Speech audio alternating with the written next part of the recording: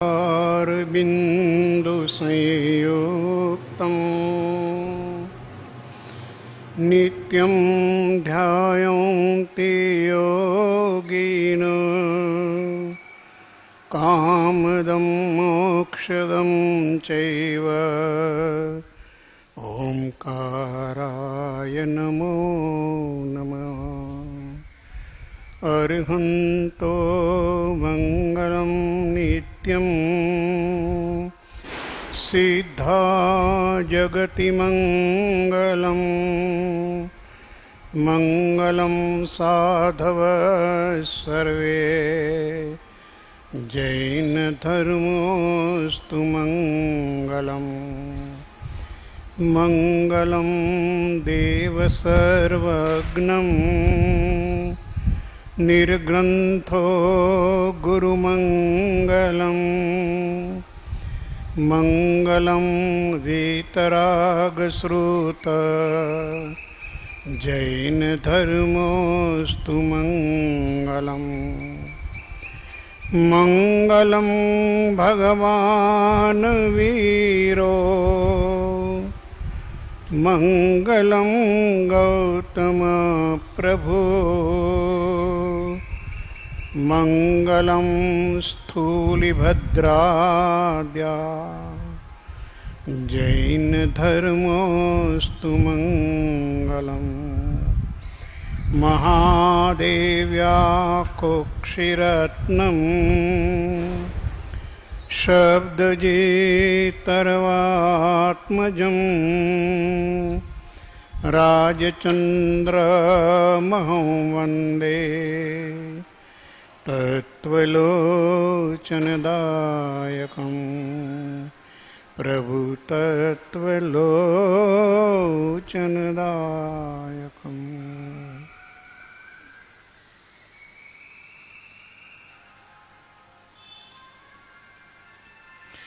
શ્રીમદ રાજચંદ્ર જ્ઞાન મંદિર રાજકોટ, રવિવાર તારીખ 15 જૂન 2014.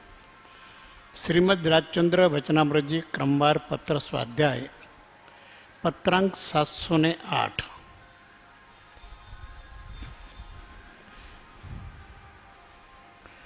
રાડજ, ભાદરવા 1952. બીજા જેઠ સુદ એકમ શનિએ આપના પ્રત્યે લખેલું પત્ર ધ્યાન પહોંચે તો અત્ર મોકલી. જેમ ચાલ્યું આવ્યું છે તેમ ચાલ્યું આવે અને મને કોઈ પ્રતિબંધથી વર્તમાનનું કારણ નથી એવો ભાવાર્થ આપે લખ્યો તે વિશે સંક્ષેપમાં જાણવા અર્થે નીચે લખ્યું છે. જૈન દર્શનની રીતિએ જોતાં સમ્યક દર્શન અને વેદાંતની રીતિએ જોતાં કેવળ જ્ઞાન અમોને સંભવે છે. જૈનમાં કેવળ જ્ઞાનનું સ્વરૂપ લખ્યું છે તે જ માત્ર સમજાવવું મુશ્કેલ થઈ પડે છે. વળી વર્તમાનમાં તે જ્ઞાનનો તેણે જ નિષેધ કર્યો છે જેથી તત્સંબંધી પ્રયત્ન કરવું પણ સફળ ન દેખાય. ખંભાતના અંબાલાલભાઈ, ત્રિભુવનભાઈ આદિ મુમુક્ષુઓ ઉપર રાડજથી પરમ કૃપાળુ દેવે આ પત્ર લખ્યો છે. ભાદરવા મહિનાના 1952નો ભાદરવા મહિનો છે. પ્રભુ એ અરસામાં ચરોતર પ્રદેશની અંદર વિચરે છે. અહીંયા ખંભાતના મુમુક્ષુએ લખ્યું છે કે જેમ ચાલ્યું આવે છે તેમ ચાલ્યું આવે અને મને કોઈ પ્રતિબંધથી વર્તમાનનું કારણ નથી એવો ભાવાર્થ આપે લખ્યો. કોઈ પ્રતિબંધનું કારણ નથી. કાળ જે છે કાળ પ્રમાણે બધું ચાલે છે અને ચાલ્યું આવશે. એની વિશેષ પ્રકારની ખેદ પ્રવર્તના પણ ન રહે. આવો કોઈ ભાવાર્થથી મુમુક્ષુએ લખેલા પત્રનું પરમ કૃપાળુ દેવ એ પોતાની સ્થિતિ બતાવે છે. કે જૈન દર્શનની રીતિએ સમ્યક જ્ઞાન સમ્યક દર્શન અને વેદાંતની રીતિએ કેવળ જ્ઞાન અમને સંભવે છે. જૈનમાં જે કેવળ જ્ઞાનનું સ્વરૂપ છે એ માત્ર સમજાવવું મુશ્કેલ છે. કેમ કે અનેક પ્રકારના નયથી, અનેક પ્રકારના દૃષ્ટિકોણથી, અનેક પ્રકારની અપેક્ષાથી તે કેવળ જ્ઞાનનું વર્ણન જુદા જુદા શાસ્ત્રોની અંદર જુદી જુદી પ્રકારે કરવામાં આવેલું છે. અને એ અંગે એ કહે છે કે એમાં અત્યારે એક કેવળ જ્ઞાનનો નિષેધ એ શાસ્ત્રોમાં જ કરવામાં આવેલ હોય, તત્સંબંધી પ્રયત્ન કરવું પણ સફળ નથી, ન થઈ શકે. મતભેદ એટલા છે, સર્વમાન્ય ઉકેલ ન મળે, અને સ્યાદવાદની અંદર હંમેશા અનુભવ સિવાય બીજો કોઈ ઉકેલ હોઈ શકે જ નહીં. કારણ કે જે નયથી વાત કરવામાં આવે એનો પ્રતિનય તો છે જ.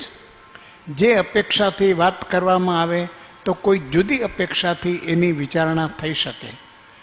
તત્વ અનંત છે અને અનંત રીતિએ એ તત્વનું સ્વરૂપ છે. અને એટલા માટે થઈને તત્વનો કોઈ આખરી નિર્ણય જ્ઞાનીઓ પણ કહેતા નથી, અપેક્ષા એ સમજાવે છે. એટલે અમારી પાસેનું જ્ઞાન છે કદાચ જૈન દર્શનની રીતે સમ્યક દર્શન કહો, વેદાંતવાળા એને કેવળ જ્ઞાન ગણે છે. આ બધી વ્યાખ્યાઓની જે કંઈ ભિન્નતા છે એ ભિન્નતાનું કારણ દૃષ્ટિકોણ છે. કૃપાળુ દેવે 79ના પત્રની અંદર પદ લખ્યું છે, એમાં લખ્યું છે, ભિન્ન ભિન્ન મત દેખીએ માત્ર દ્રષ્ટિનો ભેદ. એનું કારણ દ્રષ્ટિના ભેદ સિવાય કંઈ નથી, પણ એ બધા જ ભિન્ન તત્વના મૂળમાં તો આત્મધર્મ છે, આત્મતત્વ છે. એ જ વૃક્ષનું મૂળ છે. પછી વૃક્ષના ડાળા, પાંદડા, શાખા, પ્રશાખા એ બધું જુદું જુદું છે. પણ આત્મધર્મના મૂળમાંથી આ વિશાળ વટવૃક્ષ છે, એની વડવાઈઓ છે, અને એની ભિન્નતા લોકોની પાસે જોવા મળે છે. એટલે એણે કહ્યું છે કે એક કેવળ, છતાં આગળના પત્રોમાં આ કેવળ જ્ઞાનનો પ્રશ્ન બહુ ચર્ચાય છે. સૌભાગભાઈએ ઘણી વાત મૂકી છે અને એના ઉપર લગભગ 8 જગ્યાએ પરમ કૃપાળુ દેવે કેવળ જ્ઞાન સંબંધી એમની પોતાની જે માન્યતા છે એ લખી છે. અત્યારે આપણે એ વિષય નથી. અહીંયા એ કહે છે કે એ સંબંધી એ પ્રયત્ન કરવું પણ સફળ થઈ શકે એમ નથી. કેમ કે કેવળ જ્ઞાન એ એક પ્રકારે વ્યવહાર નહીંથી પણ વિચારી શકાય છે અને નિશ્ચય નહીંથી પણ વિચારી શકાય છે. આત્માની અપેક્ષાથી કેવળ જ્ઞાનની વ્યાખ્યા વિચારી શકાય અને લોકની અપેક્ષાથી પણ કેવળ જ્ઞાનની વ્યાખ્યા વિચારી શકાય. પરમ કૃપાળુ દેવે તો આત્મધર્મ ઉપર જ ભાર મૂક્યો હોવાને કારણે એમણે એ વ્યાખ્યા આત્મસિદ્ધિમાં આપી દીધી છે. કેવળ નિજ સ્વભાવનું અખંડ વર્તે જ્ઞાન, કહીએ કેવળ જ્ઞાન તે દેહ છતાં નિર્વાણ. એક નિશ્ચયની દ્રષ્ટિથી એમ પણ ન કહેવાય, પણ અનુભવ દ્રષ્ટિથી આ વ્યાખ્યા એમણે પોતાના અનુભવથી આપી છે. કેવળ પોતાના સ્વભાવનું જ્ઞાન અખંડપણે વર્ત્યા કરે, કોઈ બાધા નહીં. જગત અનંત છે, જગતના પદાર્થો અનંત છે, એની સ્થિતિ સમયે સમયે અનંત છે, પરિવર્તિત થયા કરે છે, જગતનું પરિણમન સતત ચાલ્યા કરે છે, એનો કોઈ વિક્ષેપ નથી. પોતાના નિજ સ્વરૂપનું જ્ઞાન, એની અખંડતામાં કોઈ બાધા નથી. અને એથી કરીને જીવનની દશા કેવી છે તો દેહ છતાં નિર્વાણ. શરીર ભલે રહ્યું અને છતાં નિર્વાણ એટલે ફરીથી આત્માને શરીર ધારણ કરવાના કોઈ સંયોગો ઉત્પન્ન ન થાય, કોઈ સંભાવના ઉત્પન્ન ન થાય. યોગ એક કર્મબંધનું કારણ છે. મિથ્યાત્વ, અવિરતિ, પ્રમાદ, કસાયને યોગ. યોગની ઉપસ્થિતિ છતાં એ યોગ બંધનું કારણ ન બને. નિર્વાણ એટલે સદંતર દેહથી મુક્તિ, સર્વથા મુક્તિ. આ નિર્વાણનો અર્થ છે. શરીર ધારણ ન કરવું પડે. વાણ એટલે શરીર. તો આવી અવસ્થા જેના શરીરની છે, દેહની છે, એ કેવળ પોતાના આત્મામાં અખંડપણે સ્વરૂપની અંદર જેનો નિવાસ છે, શરીરમાં નહીં. હવે જેનો નિવાસ સ્વરૂપમાં છે. આવી કેવળ જ્ઞાનની વ્યાખ્યા કીધી છે કે આ કેવળ જ્ઞાન છે, નિરાવરણ છે, એને કોઈ આવરણ નથી. અને આખું જગત હોવા છતાં જગતની કોઈ પણ પર્યાય એની અખંડતામાં બાધા કરી શકતી નથી. ખૂબ જેને સાધનાનો અભ્યાસ હોય એ સૂક્ષ્મતાથી આ વાતને સમજી શકે, પકડી શકે. અન્યથા એ વાત કંઈ સમજમાં આવે નહીં.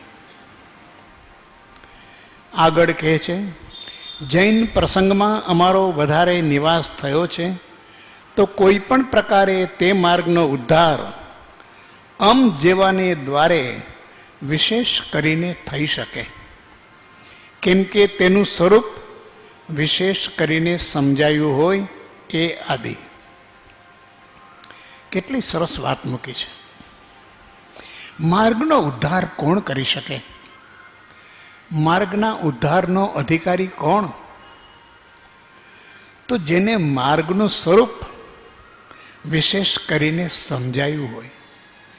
માર્ગનું સ્વરૂપ જ ન સમજાયું હોય, અનેકાંતિક માર્ગ એનું સ્વરૂપ જ ન સમજાયું હોય, અને જેને પોતાની માન્યતા, પોતાનો અભિપ્રાય, પોતાનો સ્વચ્છંદ એની અંદર જ જે ગૂંથાયેલા પડ્યા છે, બંધાયેલા પડ્યા છે, એનાથી માર્ગનો ઉદ્ધાર થાય કેવી રીતે? કેટલી સરસ વાત મૂકી છે. ભગવાન મહાવીર પછી કેટલી બધી પરંપરાઓ, કેટલા ગજ, કેટલા આમનાએ, સૌ કોઈ સમજે છે કે અમે ભગવાનના શાસનને શુદ્ધ રીતે અમે જ પ્રવર્પણા કરી રહ્યા છીએ, અને છતાં વિતરાગના માર્ગનો ઉદ્ધાર થતો હોય એવું જણાતું નથી. મતભેદ વધતા જાય છે, અને જે માર્ગના જિજ્ઞાસુઓને કોઈ નિશંકપણે માર્ગનું દર્શન થાય છે એવું અનુભવમાં આવતું નથી. મતભેદ સ્થૂળ હોય તો સૂક્ષ્મ થાય, એનું નિરસન ન થાય. તો આ માર્ગનો ઉદ્ધાર કોણ કરી શકે? એનું સૂત્ર એવું આપ્યું છે કે અમારાથી થઈ શકે. જો કંઈ તે માર્ગનો ઉદ્ધાર જેવાને દ્વારે વિશેષ કરીને થઈ શકે, કારણ કે માર્ગનું સ્વરૂપ વિશેષ કરીને સમજાયું હોય. અહીંયા કૃપાળુદેવ આ એના જ્ઞાનની ઓળખ આપે છે. અમે વિતરાગના માર્ગને વધુ સ્પષ્ટપણે નિસંદેહ રીતે યથાતથ્ય રૂપમાં જાણીએ છીએ. વિતરાગનો કહેલો પારમ શાંત રસમય ધર્મ પૂર્ણ સત્ય છે. માર્ગને જાણે છે આ પુરુષ. એટલે કે છે, કોઈ ક્રિયા જડ થઈ રહ્યા, શુષ્ક જ્ઞાનમાં કોઈ માને માર્ગ મોક્ષનો, કરુણા ઉપજે જો. અરે આ ભિન્ન ભિન્ન મત, પંથ, સંપ્રદાય, જુદી જુદી પરંપરા કોઈ ક્રિયાજળમાં ખેંચાય છે, ક્રિયાની વિવિધતા લાવે છે, અને કોઈ શુષ્ક જ્ઞાનની અંદર સૂક્ષ્મતા, તર્ક, વિતર્ક, વિતંડાવાદની અંદર એટલા ઊંડા ઉતરે છે, અતિ પરિણામીપણું થતાં જેનો કોઈ મતલબ નથી, એની અંદર એ કલાકોના કલાકો ગાળે છે, જેનાથી કોઈ ન થાય. એક પર્યાય ઉપર કલાક સુધી ચર્ચા કરે, પણ પર્યાય સમય વર્તી છે ભાઈ. પર્યાય રહેતી જ નથી, પર્યાયનું અસ્તિત્વ નથી. પર્યાય તો આપણી પકડમાં ન આવે, અને છતાં એક પર્યાય બીજી પર્યાય ન કરે ને પર્યાય આમાંથી જ ઉત્પન્ન થાય ને આની અંદર આમ થયું ને ક્રમબર્તી છે ને ક્રમબદ્ધ છે ને એના આધાર ઉપર વર્ષોના વર્ષો ચાલ્યા જાય.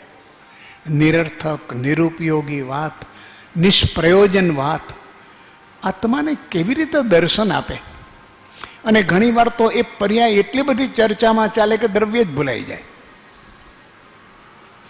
એમ ક્રિયાકાંડની અંદર એટલા બધા વિધિ વિધાન ચાલે, એટલા અનુષ્ઠાન ચાલે કે આમ ભરમાર, જેમ પર્યુષણ ચાતુર્માસ શરૂ થાય તો ત્યારથી શરૂ કરે એક એક બધા, તો ભરમાર કાર્યક્રમોની, એક દિવસનો પણ શ્વાસ લેવાનો સમય ન હોય. સવારથી રાત સુધી ક્રિયા ક્રિયા ક્રિયા.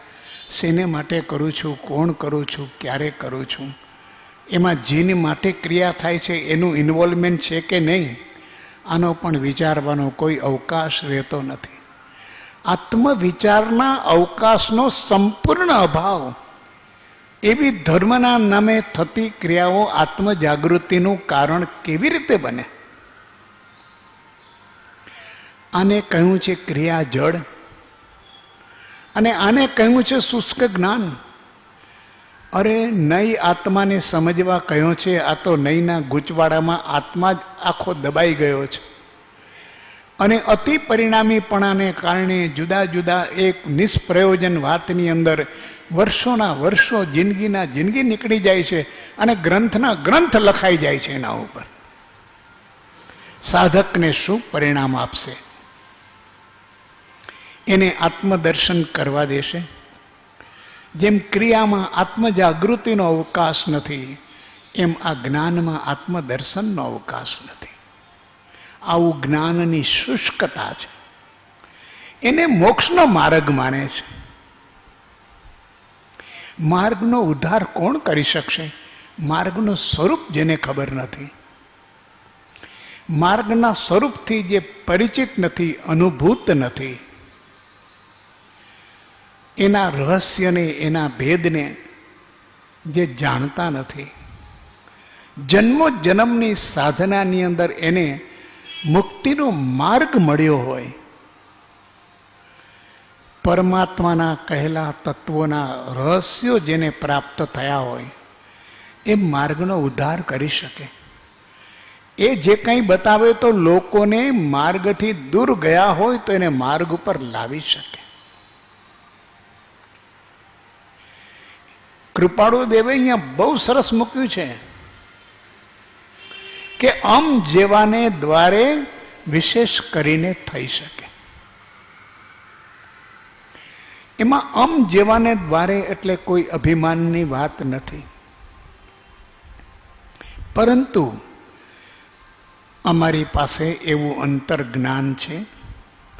મુક્તિના માર્ગનું જે સ્વરૂપ વિતરાગે એમની દેશનામાં કહ્યું છે, એમના બોધમાં કહ્યું છે, એ માર્ગનું સ્વરૂપ, યથાર્થ સ્વરૂપ અમે જાણીએ છીએ. અમારા અંતઃકરણમાં તે અત્યારે વિદ્યમાન છે.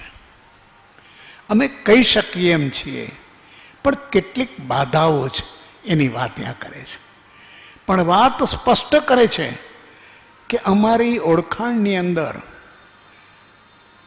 તો આ જૈન દર્શનની દ્રષ્ટિએ માર્ગનું જે સ્વરૂપ છે, એ માર્ગનો જો ઉદ્ધાર થવાનો હોય તો અમારા જેવાને દ્વારે વિશેષ કરીને થઈ શકે.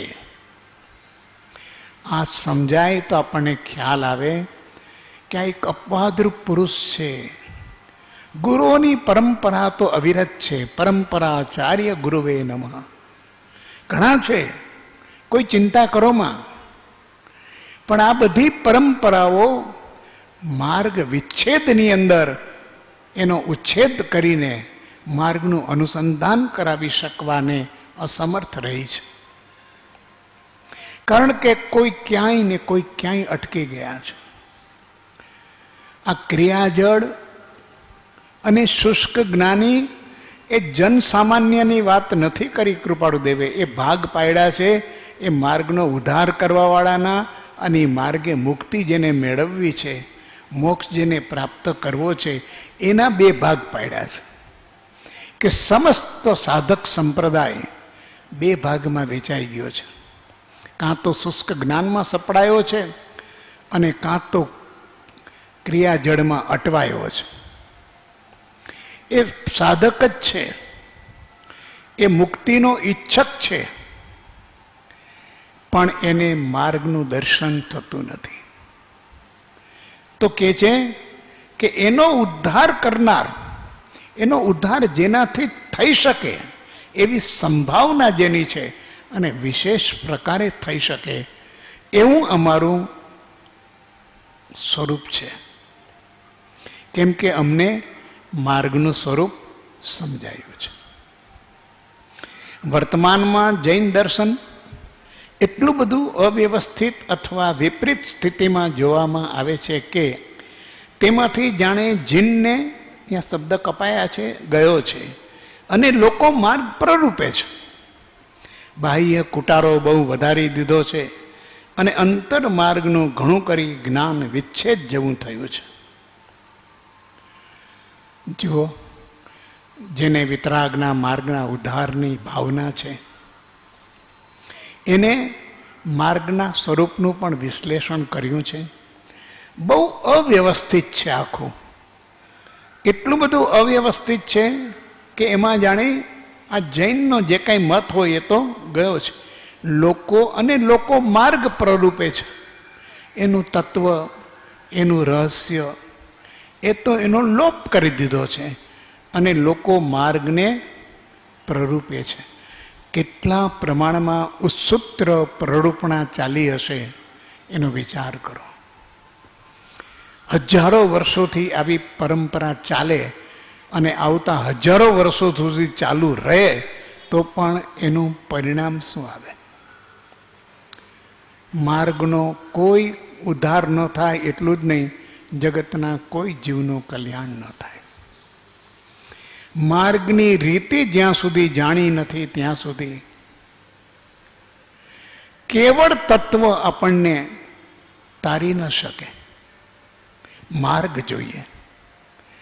અને વ્યવહારના નામને આ માર્ગનો ઉચ્છેદ જેણે કર્યો છે એને તો માર્ગ ઘણો દૂર છે. વ્યવહાર કરીને ઉડાડ્યો છે. કેવળ આ પ્રકારના શુષ્ક જ્ઞાનમાં ગયા છે. નયના આધાર ઉપર વિતરાગનો કહેલો આખો માર્ગ ચૂકી જવાયો છે. અહીંયા કહે છે કે એટલું બધું સ્વરૂપ અવ્યવસ્થિત અને વિપરીત સ્થિતિમાં, માત્ર અવ્યવસ્થિત નથી તો હમણાં વ્યવસ્થિત કરી શકાય, પણ એની વિપરીતતાને કેમ ટાળવી? વિપરીત એટલે જેનાથી મુક્તિ ન થાય પણ મુક્તિના નામે બંધન થાય. પરિણામ ઉલટું આવે, છૂટવા પ્રયત્ન કરે અને બંધાય. આ વિપરીત કહેવાય. એવું વિપરીત સ્થિતિમાં આજે માર્ગનું સ્થિતિ છે. જૈન દર્શન વર્તમાનમાં આ વિપરીત સ્થિતિમાં જોવામાં આવે છે. તેમાંથી અને અંતર બાહ્ય કુટારો બહુ વધારી દીધો છે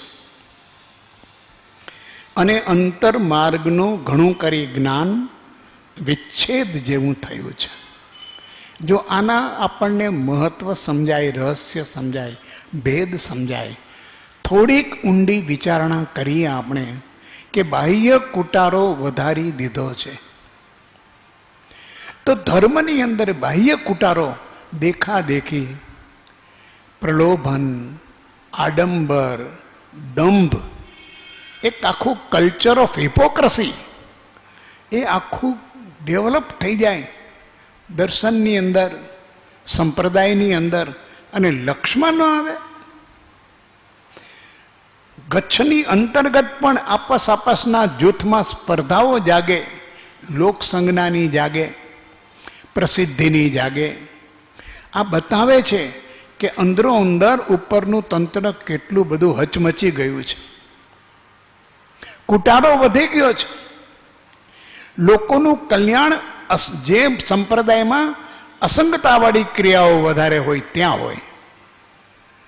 બાહ્ય કુટારો એ સંપ્રદાયનું માર્ગનું લક્ષણ નથી.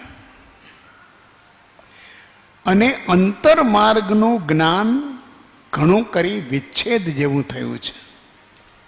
અંતરમાર્ગ બાહ્ય દેખાડવાનું નથી. અંતરમાર્ગ એટલે આત્માની શુદ્ધિ, આત્માની ગુણોની ઉત્પત્તિ. આ આખું માર્ગનું સ્વરૂપ છે. આત્માની ગુણ સંપદા 14 ગુણસ્થાનક કયા છે એનો આરોહણનો ક્રમ કીધો છે.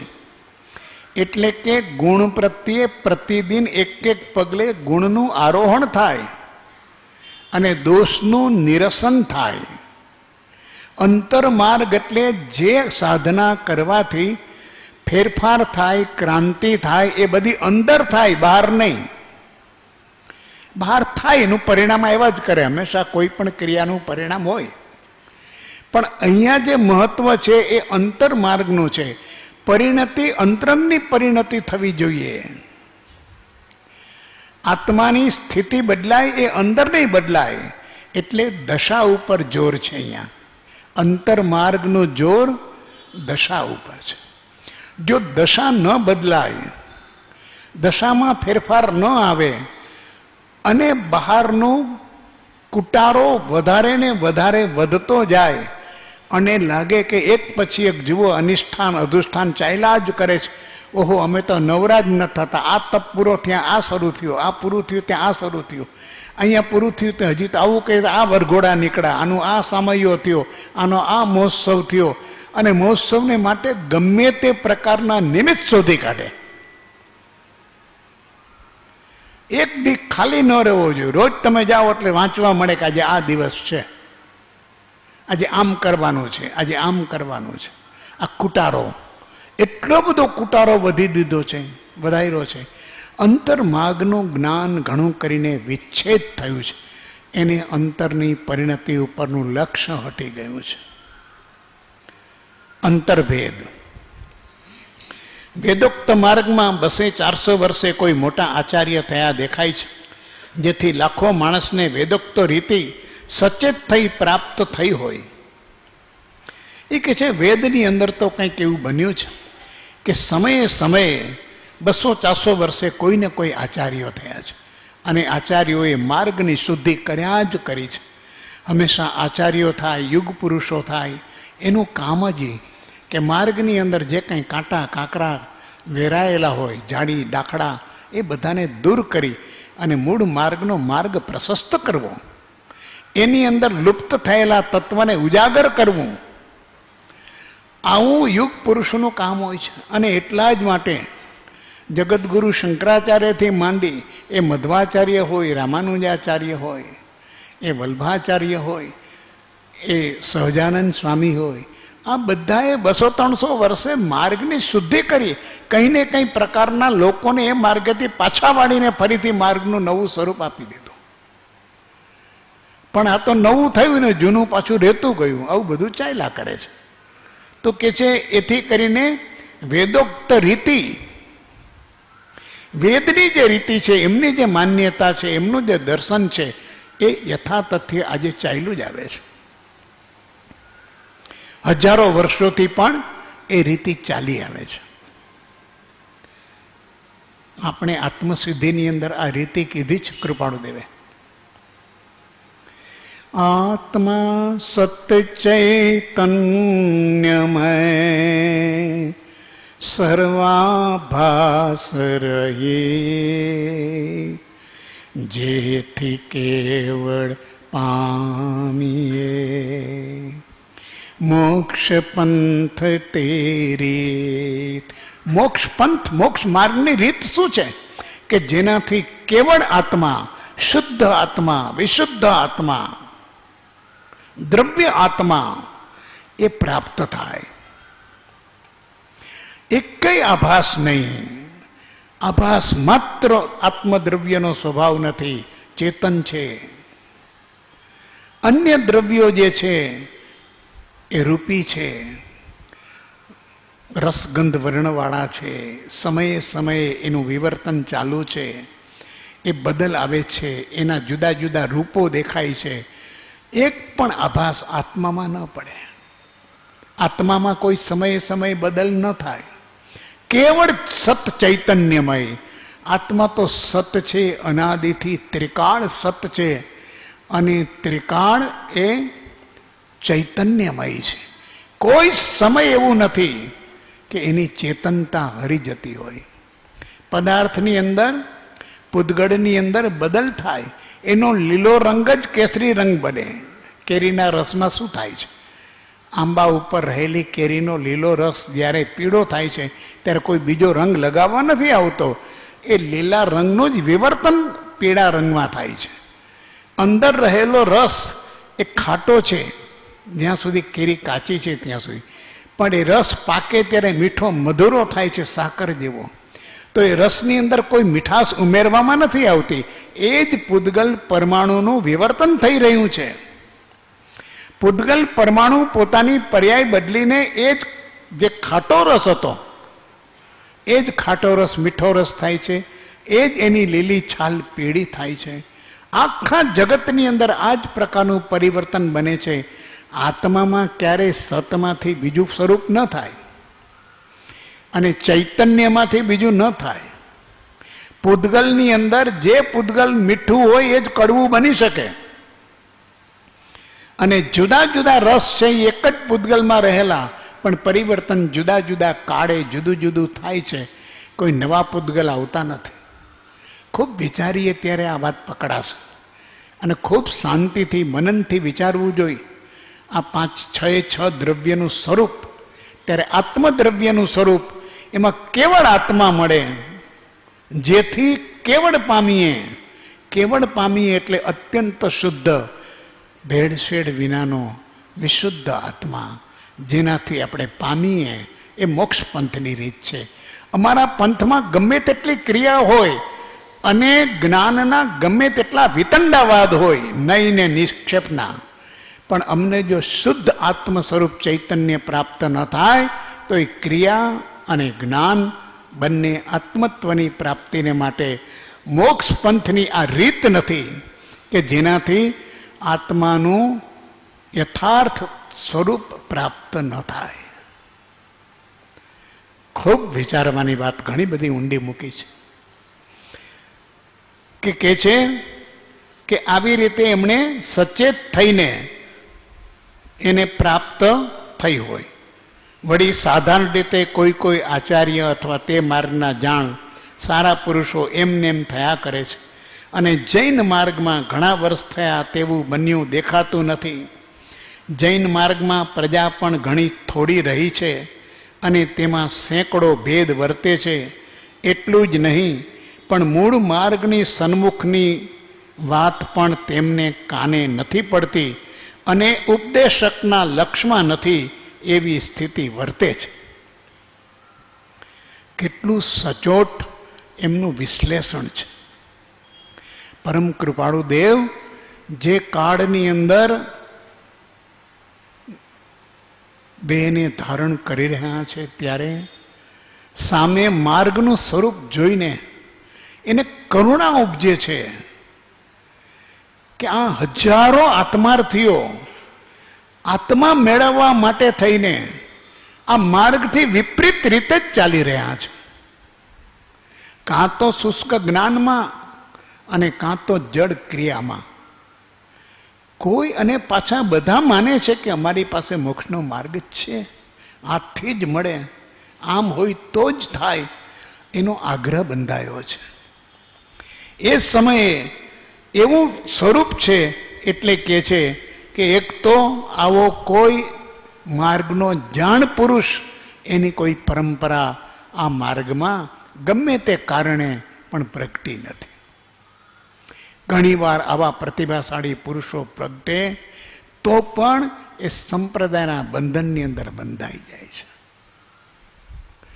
અને એ બંધાઈ જવાના કારણે ઘણા કે અમે માનીએ છીએ કે આ બધું ખોટું ચાલે છે, પણ અમે કંઈક કરી શકીએ એમ નથી. અમારાથી કંઈ થઈ શકે એમ નથી. માર્ગની સ્થિતિ તો જુઓ. સંઘ સાધુ સમાજને દોષ દે અને સાધુ સમાજ સંઘને દોષ દે કે અમે કાંઈ કરવા જઈએ તો અમને તો બહાર જ મૂકી દઈએ અને પછી આશરો શું અમારો? અમે તો ઘર-બાર છોડીને ત્યાગ કરીને નીકળ્યા છે. કંઈ નહીં થાય, હવે બધાના કલ્યાણની ક્યાં માનતાકોટ કરવી? એના કરતાં અમારાથી જેટલું થાય એટલું કરી લેવું. એથી આગળ એ સંપૂર્ણ માર્ગનું સ્વરૂપ વિચારી શકીએ એવી સ્થિતિ રહી નથી. શ્રાવકો એમ કહે કે બધું કરીએ, અમે તો કયો એટલા પૈસા ખર્ચીએ, કયો એટલા આયોજન કરીએ, મંદિરો બંધાવીએ, ઉપાશ્રયો બંધાવીએ, પણ આ સાધુઓ જ જુઓ ને, આચારની અંદર જ કંઈ નથી, તો આમાં કલ્યાણ ક્યાંથી થાય? આખો સંઘ જે એકરૂપ હોવો જોઈએ એની બદલે અત્યારે બે ભાગમાં વહેંચાઈ ગયો છે. સાધુનો એક જુદો અને શ્રાવકોનો સંઘ જુદો. આને કે બાનું બાજે બતાવે, આનું બતાવે. અને અંદરો અંદર પણ શ્રાવકો પણ એટલા બધા ગ્રુપમાં વહેંચાઈ ગયા છે કે પોતાના વિશેષ જૂથના સાધુ સિવાય બીજાના સાધુની અવહેલના કરે. અમારો આજ એક જ સંપ્રદાય હોય, એક જ માન્યતાવાળા હોય તો પણ તપગચ્છવાળા તપગચ્છની અંદર પણ 5-25 ભેદમાં રમતા હોય એના શ્રાવકો.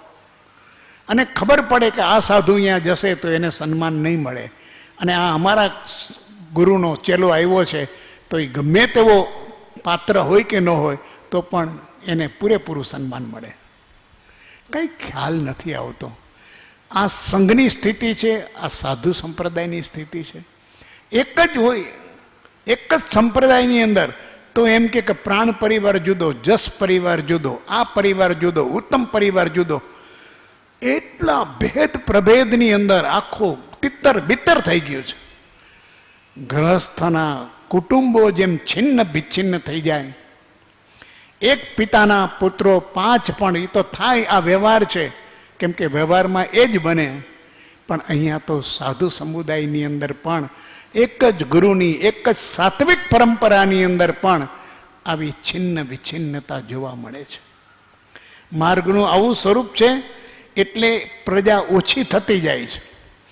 દરેક સંપ્રદાય સંકોચાઈ જાય છે. જુદા જુદા એની અંદરથી અનુયાયીઓને જ્યારે સાચા અનુયાયીઓ હોય, જે કંઈ ઈચ્છાથી આવ્યા હોય કલ્યાણની, અને એને જ્યારે એની અંદર પોતાને રસ ન પડે તો એ માર્ગથી વિમુખ થયા વિના રહે જ નહીં.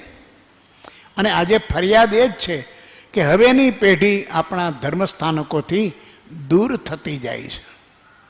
કેમ દૂર થાય છે? તો એને આવ્યા પછી કોઈ એને મનનું સમાધાન મળતું નથી. અનેક પ્રકારના વિક્ષેપ અને વિકલ્પ થયા કરે છે. માર્ગનું યથાર્થ સ્વરૂપ પકડાતું નથી, અને એને કારણે થઈને માર્ગ જ્યારે અસ્પષ્ટ થાય ત્યારે સમુદાય ટૂંકો થાય, ખસી જાય લોકો કે અહીંયા કંઈ હવે જવા જેવું નથી, એના કરતાં તો બહાર જઈએ તો સારું.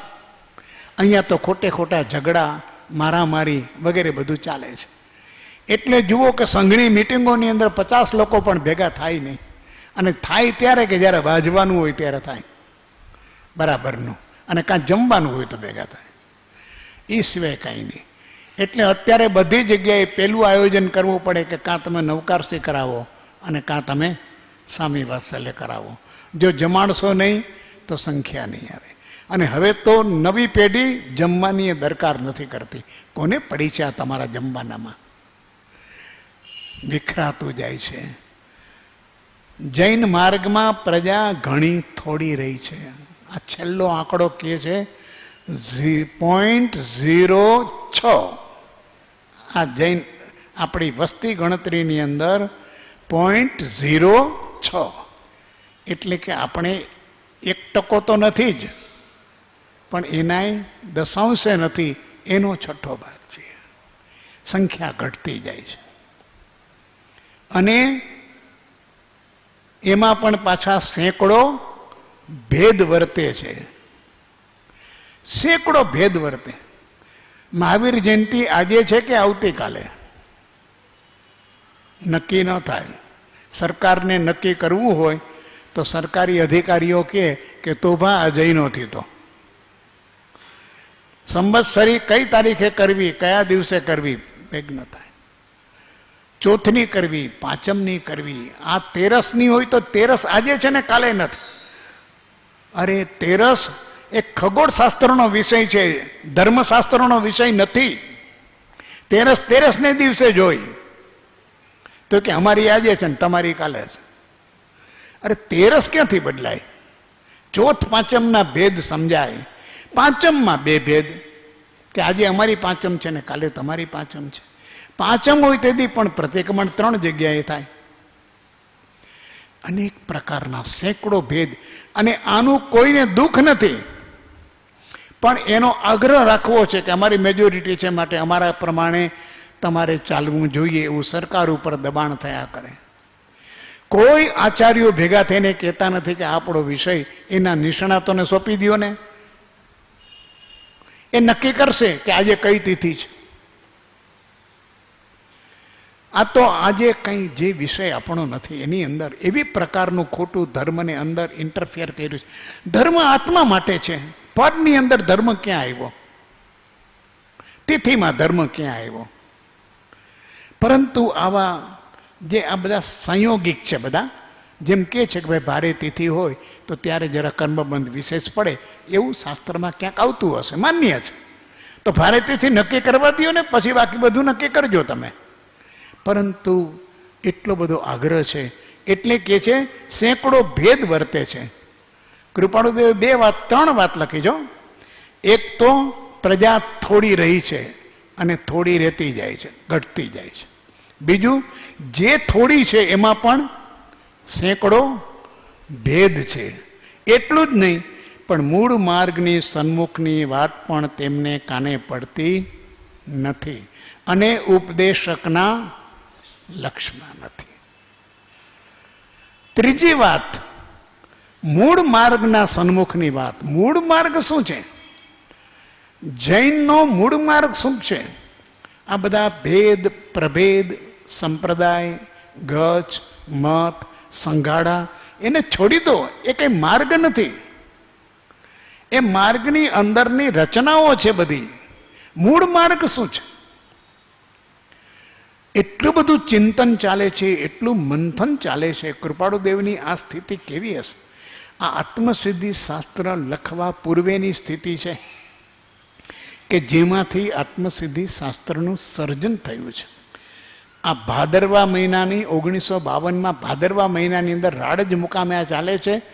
રાડજથી પ્રભુ નીકળીને આણંદ નડિયાદ આવે છે અને ત્યાં સુધીમાં આસો મહિનાની એકમ આવી જાય છે અને ત્યાં આત્મસિદ્ધિનું સર્જન થાય છે. તો ત્યાં સુધીની અંદર ચિત્તની અંદર મનોમંથન ચાલે છે. એ એકેય સંપ્રદાયમાં કયો સાચો કયો ખોટો એની કોઈ વાત નથી. મૂળ વાત એટલે ત્યાર પહેલા લખાય છે. એટલે મૂળ માર્ગ પહેલા આખો અહીંયા જે કહ્યું છે મૂળ માર્ગ, એ મૂળ માર્ગનું સ્પષ્ટ સ્વરૂપ કર્યા પછી આત્મસિદ્ધિનું આખું એ માર્ગનું વિશેષ સ્વરૂપ લખાયું છે. એક આત્મસિદ્ધિને સમજવા માટે જ્યાં સુધી આ બધી ભૂમિકા ન પકડાય, પત્રાંગ 707થી સતત ચાલે છે અને આત્મસિદ્ધિ 718 છે. ત્યાં સુધીમાં જે કૃપાળુદેવની અંતર મનોદશાનું જે મંથન ચાલે છે, એ વિચાર કરવો પડે કે ચિત્તની કઈ ભૂમિકામાંથી આ માર્ગ નીકળ્યો છે. તો એક ખેદ છે કે મૂળ માર્ગ લોકોને કાને નથી પડતી. મૂળ માર્ગની વાત લોકોના કાને પડતી નથી. આ એનું વિશ્લેષણ છે, સંશોધન છે, અનુભવ છે. અને એના એક કારણમાં એ છે કે ઉપદેશકના લક્ષ્યમાં નથી. હવે લોકોનો શું દોષ કાઢવો? સર્વસામાન્ય લોકો તો શ્રોતા છે, શ્રાવક છે, બધાય ઉપદેષ્ટા નથી. શ્રોતા એ એટલું બધું કંઈ એની પાસે ક્ષયોપશમ ન હોય અને એ પ્રકારનું એ નથી કે જેથી કરીને એ આખા માર્ગનું સંશોધન તત્વનું કરે. એ કામ ઉપદેશકનું છે. જેને જરા એમ છે કે મારે આ જવાબદારી આવી છે ને પોતે નિભાવવાની સહજ સ્વીકારી છે, એની બહુ ગંભીર જવાબદારી છે કે હજારો લોકોને તમે વાત કરો છો એને ઉત્સુત્ર પ્રરૂપણા ન થાય એ જોજો. તમારા મનના અભિપ્રાય માટે થઈને આ સ્ટેજ પ્લેટફોર્મ નથી મળતું. જ્ઞાનીઓની વાતને યથાર્થ રૂપમાં સમજીને સમજાવવા માટે આ સ્થાન છે. આ કોઈ પોતાની વાહવા, આ પોતાની બડાઈ, આ પોતે બહુ જાણે છે અને બહુ બધાએ તાલીઓ પાડી અને બહુ બધાને મજા આવી ગઈ. મજા આવે કે ન આવે, બે જણને પણ ભગવાનની વાત સમજાય એ આખા આપણા સ્વાધ્યાયનું મહત્વ છે. કૃપાળુદેવ કહે છે ઉપદેશકના લક્ષમાં નથી. આ બહુ મોટી જવાબદારી છે. ગમે તેવી સારી શિક્ષણ સંસ્થા હોય પણ એના માસ્તરોના ધ્યાનમાં એ વિષયની ગહનતા ન હોય તો વિદ્યાર્થીમાં ક્યાંથી આવે? એ દ્રષ્ટિ જ ન આવે. અને દરેકમાં દ્રષ્ટિ કેટલી મહત્વની છે કે મેથેમેટિક્સનો ટીચર સારો એ જ કે વિદ્યાર્થીમાં ગણિતની દ્રષ્ટિ એટલો બધો રસ ઉત્પન્ન કરી દે. કંઈ પાઠ્ય ટેક્સ્ટબુકમાં કેટલા દાખલા હોય, એ દાખલા ગણાવી દીધાના કોર્સ પૂરો કર્યો, સિલેબસ પૂરું થઈ ગયું એટલે સિલેબસ પૂરું નથી કરવાનું.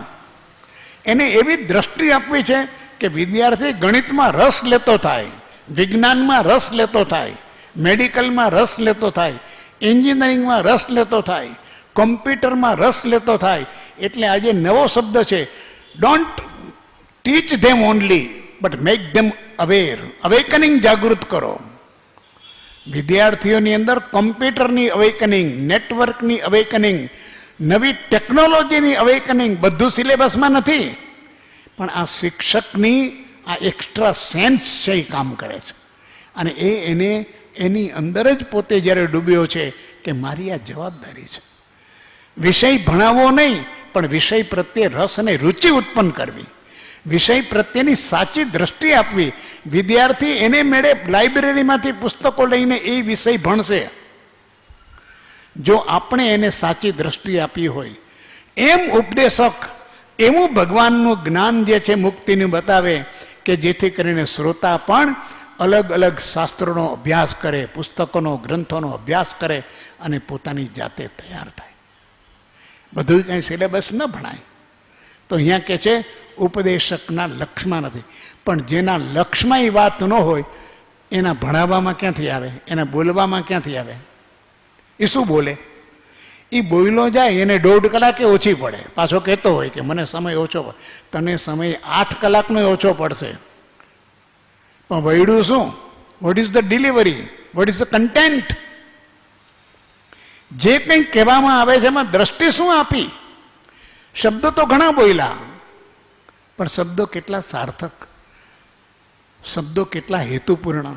એક એક શબ્દથી લોકોની અંદર કેટલી કેટલી અવેકનિંગ, આત્મજાગૃતિ, જિજ્ઞાસા, તત્પરતા કેટલી જાગી. માર્ગ મેળવવા માટે થઈને એની તત્પરતા કેટલી જાગી. એ તો ત્યાંથી ઊભો થયો, તો ચિનગારી છે. You just give A spark and there will be fire. તમારું કામ અગ્નિ સળગાવવાનું નથી, એક સ્પાર્ક આપો. ગીવ એ ઇન્સ્પિરેશન. એક એકને આવા અધ્યાત્મના સ્પંદનો મળે. આ ઉપદેશકનું કામ છે. ઉપદેશક જ્યાં હોય ત્યાં એવી એની વાતની અંદર કોઈને કોઈ નવીનતા જીવને મળે કે આજ કંઈક નવું સાંભળ્યું અથવા તો નવા સમજ્યા જે આજ સુધી નહોતું. એ ચીલા ચાલુ માર્ગ જે સંપ્રદાયથી બંધાયેલો છે એમાંથી બહાર નીકળવાની એનામાં હિંમત આવે, દ્રષ્ટિ આવે, સમજ આવે અને આખો માર્ગ સમજણમાં છે. ઉષ્ણ ઉદક જેવો આ સંસાર રે તેમાં સમજણ મોટો સાર છે. જે સ્વરૂપ સમજ્યા વિના અને સર્વ જીવ છે સિદ્ધ સમ, જે સમજે તે થાય. સમજણ આ પ્રકારના ઉપદેશકની દ્રષ્ટિમાંથી આવશે. એણે જો એટલો અભ્યાસ ન કર્યો હોય, એણે દ્રષ્ટિ ન કેળવી હોય અને ચીલા ચાલુ માત્ર સિલેબસ વાંચીને જે બોલે એ he is not a real teacher. એ શિક્ષક નથી. ઉપદેશકના લક્ષમાં નથી એવી સ્થિતિ વર્તે છે. તેથી ચિત્તમાં એમ આવ્યા કરે છે કે જો તે માર્ગ વધારે પ્રચાર પામે તો તેમ કરવું, નહીં તો તેમાં વર્તતી પ્રજાને મૂળ લક્ષપણે દોરવી. આ કામ ઘણું વિકટ છે. વળી જૈન માર્ગ પોતે જ સમજવો તથા સમજાવવો કઠણ છે. સમજાવતા આડા કારણો આવીને ઘણા ઊભા રહે તેવી સ્થિતિ છે. એટલે તેવી પ્રવૃત્તિ કરતાં ડર લાગે છે.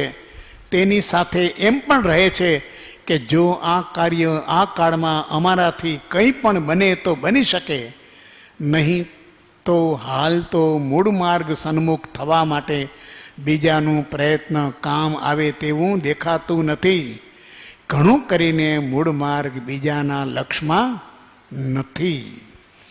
તેમ તે હેતુ દ્રષ્ટાંતે ઉપદેશવામાં પરમશ્રુત આદિ ગુણો જોઈએ, તેમજ અંતરંગ કેટલાક ગુણો જોઈએ તે અત્ર છે એવું દ્રઢ ભાસે છે. જેમ સૌભાગભાઈએ કહ્યું તો કે ભગવાન તમારી સ્થિતિ કેવી છે અમને બતાવો તો ખરા. 255ની અંદર એ આની આખી સ્થિતિ બતાવી. ખંભાતના મુમુક્ષુઓ પ્રભુ પાસે આ આખા માર્ગને ઉદ્યોત કરવાની અપેક્ષા રાખે છે, ખૂબ અપેક્ષા રાખે છે. શરૂઆતમાં જે આવ્યું તમારી આવી બધી ભાવના છે, તો એની અંદર એને સમજાવે છે કે અમે અત્યારે આ જ પ્રકારે, કારણ શું કે ખંભાતની અંદર ઉપાશ્રયોમાં શ્રીમદની સામે જબરજસ્ત વિરોધનો વંટોળ ચાલ્યો હતો અને બધી પાઠ ઉપરથી આવા જ વ્યાખ્યાનો ચાલતા હતા. ત્યાં કોઈ એવો આવ્યો છે ને આવું છે ને તેમ છે ને.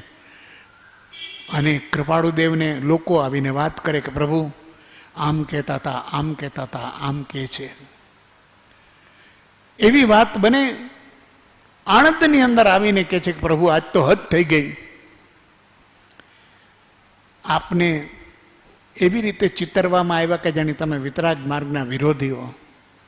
ત્યારે કૃપાળુદેવની અંદરથી એવો કરુણાનો પોકાર નીકળો અને મૂળ માર્ગનું કાવ્ય લખીને આપ્યું તરત જ ત્યાં ને ત્યાં કે જાઓ તમારા ગુરુને વંચાવો, માર્ગનું સ્વરૂપ શું છે. જેવી તેવી વાત નથી. અને એટલા જ માટે ખેવના છે કે એની અંદર લખ્યું છે કરી જોજો વચનની તુલના રે, જોજો શોધીને જીન સિદ્ધાંત. આ બધા ગુરુઓને પડકાર કર્યો છે કે તમે અમારા વચન જે આ સમ્યક દર્શન જ્ઞાન ચારિત્રની અમે જે વ્યાખ્યા કહીએ છીએ, મૂળ માર્ગનું સ્વરૂપ આ છે. વ્રત ને લક્ષણ ભેદ એ બધા તો જુદા જુદા છે, એ તો દેશકાળે બદલાયા કરે, પણ મૂળ સ્વરૂપ આ છે. અને તમારા ગુરુને કહેજો કે તુલના કરે, અને જેની તેની સાથે નહીં, જીનેશ્વરના સિદ્ધાંતો શોધી શોધીને અમારા વચનોની તુલના કરે. કારણ કે અમારે જે કહેવું છે એ કોઈ માર્ગ પ્રવર્તન કરવું છે અમારું, એ નહીં, માત્ર કહેવું પરમાર્થ હેતુથી રહે. કોઈ પામે મુમુક્ષુ વાત. આ તો જે સાચો મુમુક્ષુ છે, જેને આવી પ્રકારની મુક્તિની અભિલાષા છે, કામ એક આત્માર્થનું બીજો નહીં મનરોગ, આવો મુમુક્ષુ છે. ઘણાને પોતાનો સંપ્રદાય ઊંચો કરવો છે, ઘણાને પોતાના ગુરુની ધજા ઊંચી કરવી છે, એનું કામ નથી આ માર્ગમાં. તું હજી કર્યા કર, ધજા લઈને હાલ્યા કર ગુરુની આગળ, કાંઈ વળશે નહીં તારું. પણ જેને સંસારથી છૂટવું છે, મુક્તિનો ધર્મ જેને, કામ એક આત્માર્થનું, આ લાગ્યું છે. ભવનો ખેદ વર્તાય છે જેને કે અનંત ભવ થયા, હવે અમારે ભવ નથી કરવો. હવે ભવ કરીને શું કરવું છે, શું બાકી રહ્યું છે, કઈ એવી પર્યાય છે કે જે અમે ભોગવી નથી, કયું પદ છે ભોગવું નથી, કયું સ્થાન છે કે જ્યાં અમે જન્મ્યા નથી, કઈ એવી યોની છે કે જ્યાં મર્યા નથી.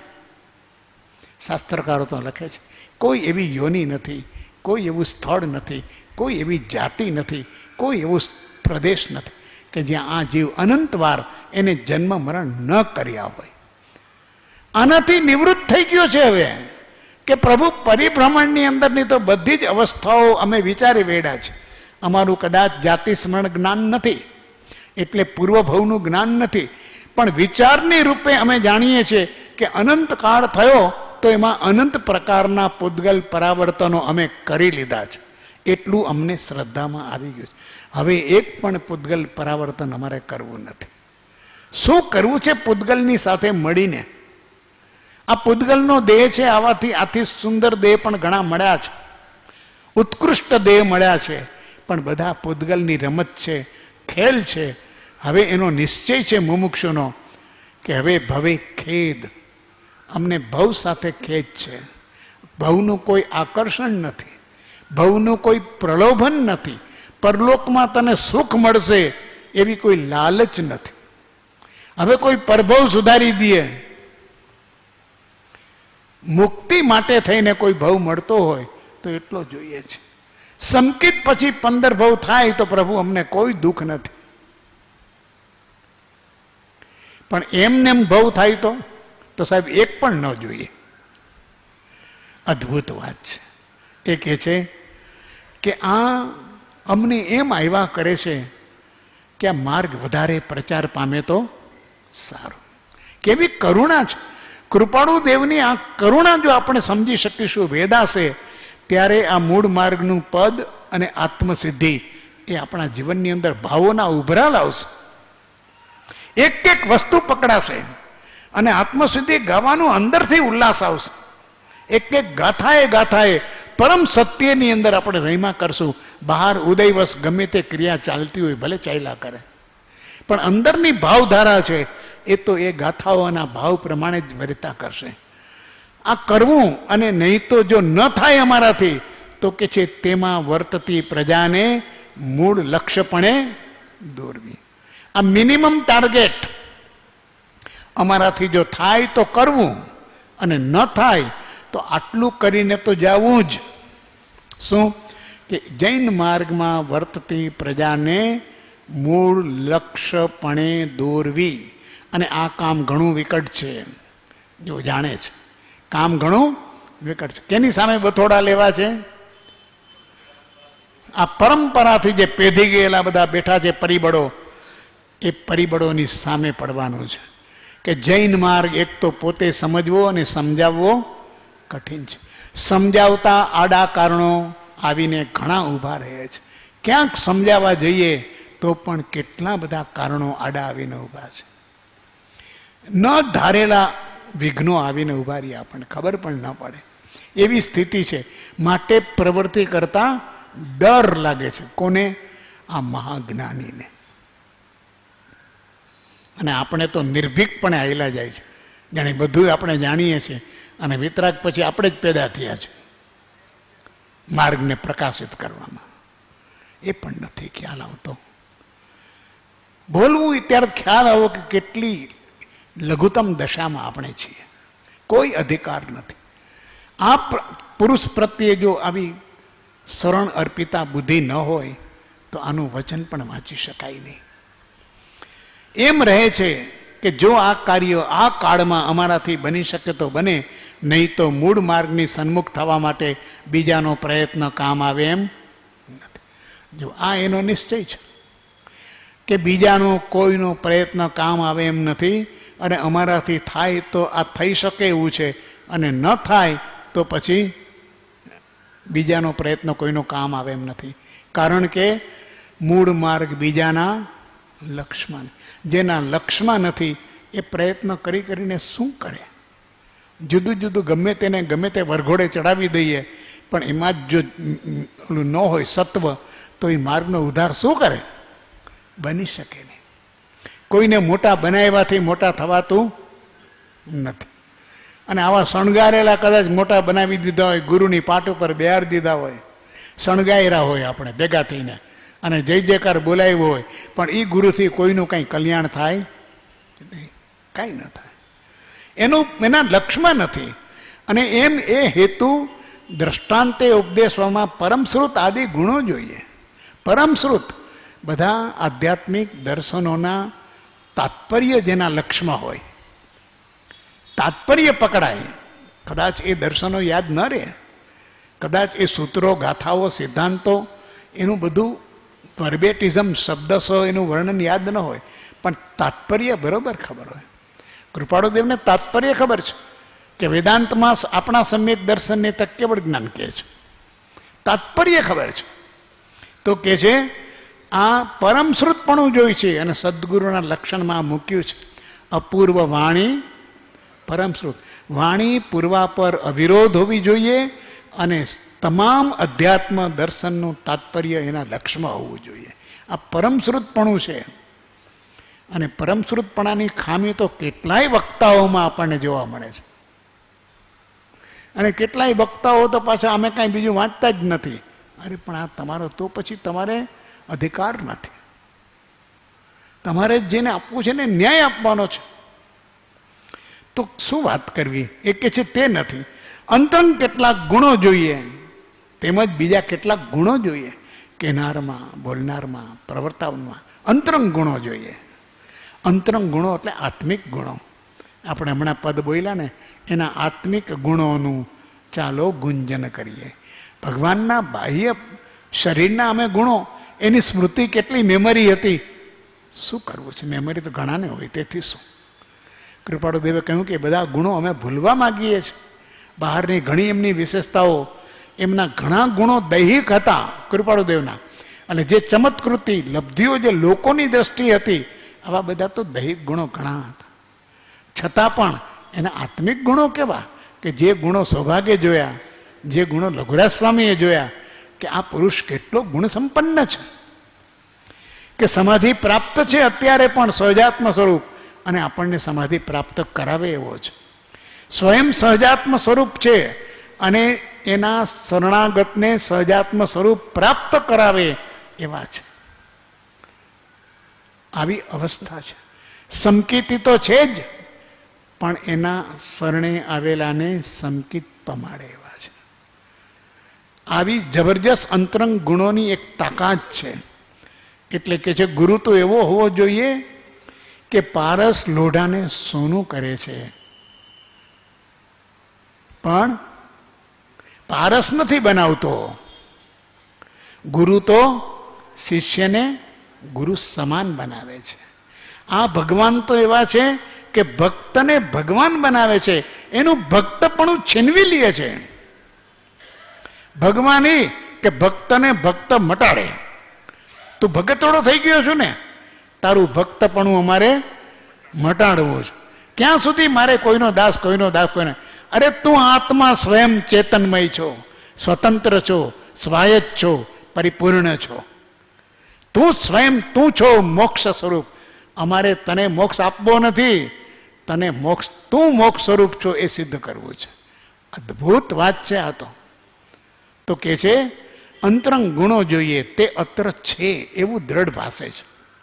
આવા ગુણો અને પરમશ્રુતપણું કૃપાળુદેવ કહે છે અમારી પાસે છે એવું અમને દ્રઢ ભાષે છે. કેવા ગુરુના શરણે બેઠા છીએ આપણે.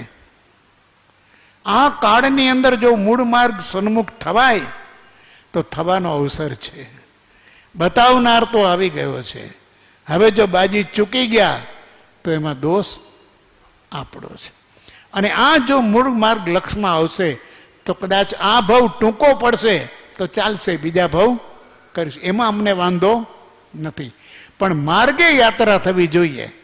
વાર લાગે એની વાંધો નથી, પણ યાત્રા માર્ગમાં રહેવી જોઈએ. વિશેષ અવસર.